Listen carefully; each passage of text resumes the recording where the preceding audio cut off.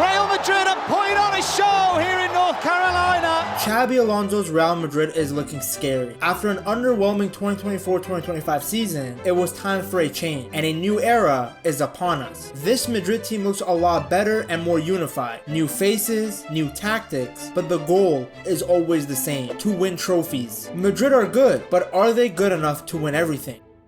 The first change that is noticeable in Xabi's Real Madrid is that they are much more solid defensively. According to Opta data, Real Madrid only conceded one big chance in their opening 3 La Liga games. Yeah, let's not talk about where Barca is on this list. It's good to see that Xabi immediately identified one of the biggest weaknesses from the 2024-2025 season and is actively fixing it. To say that Real Madrid's 2025 season was underwhelming would be putting it lightly. When you add Mbappe to a team that had just won the double, you expect to win more trophies, not less. The beginning looked great, with Madrid dominating Atalanta in the UEFA Super Cup. It's Mbappe coming on and scoring! Kylian Mbappe, on his big night, his Real Madrid debut, scores his first goal for the club. The first of how many? We'll wait and see. Mbappe, Vinny, and Bellingham were all linking up, and it really did seem like they were gonna bulldoze through everyone, like me driving on sidewalks in GTA. But that joy didn't last long. Madrid then spent the next 3 months not playing well. They spent a few months back in first place in La Liga before everything came crashing again. Obviously not exactly where we expect ever Real Madrid to be, and Carlo Ancelotti as well. Their only chance now at a trophy is La Liga, and they sit 4 points behind this Barcelona side, and like we mentioned, they play one more time against them. Then in the competition that they are masters in, they lost to Arsenal. Only 3 in the wall, Rice goes round it! That is absolutely brilliant! Declan Rice breaks the deadlock with a fabulous free kick! It's Rice again! Oh!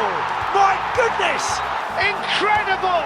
This is Declan Rice's night! Now, ignoring the fact that Declan Rice turned into Juninho that night, in general, Real Madrid's defense was more open than Bonnie Blue's legs. If we look at this chart here, their non-penalty expected goal difference per game was 0.5 in La Liga. Essentially, this number means that they barely won their games. They conceded for fun, and there was a significant lack of balance. Alonso has come in and fixed that. Who wants to change some of the mindsets, who clearly has some ideas about the structure of this team and wants to play differently. And he has been helped tremendously by his new signings. Specifically, I want to look at Hausen and Carreras. We saw Hausen adapt quickly in the Club World Cup. He was an incredible signing. So good at breaking the lines, so comfortable on the ball. Pretty much the perfect profile to complement Rudiger or Militao. Players like Rudiger and Militao are more aggressive, while Hausen is calmer and better on the ball. It's like saying Kroos at center back. And these passes he's playing are so important because they can quickly take the opposition press out of the equation. Because if you can bypass a team's midfield with one driven through ball, then you are immediately in the attacking third. His passing is so important to Madrid in terms of dictating the play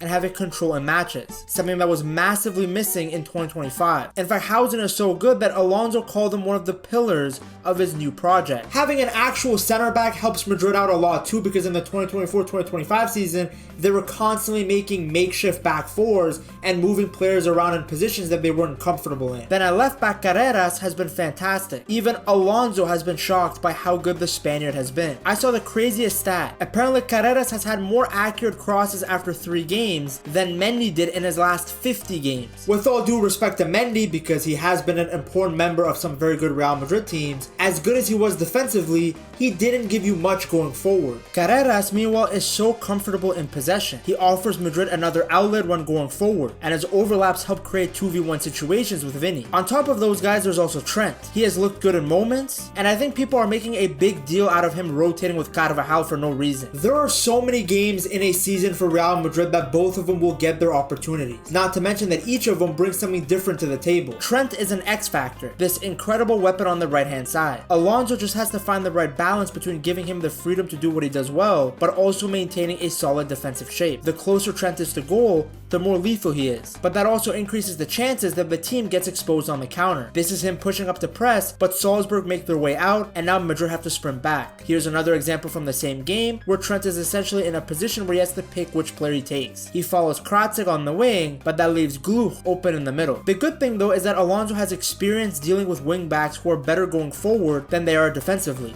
Grimaldo and Frimpong were not lockdown defenders, yet under Alonso these guys were putting up such amazing numbers and winning games that nobody cared about their defensive duty. We have already gone